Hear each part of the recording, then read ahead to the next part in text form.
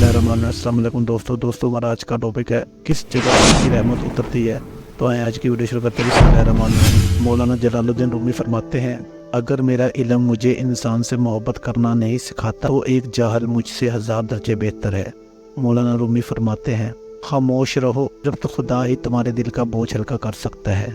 मौलाना रूमी फरमाते हैं, अकेले रहना बुरी सोबत में रहने से बेहतर है।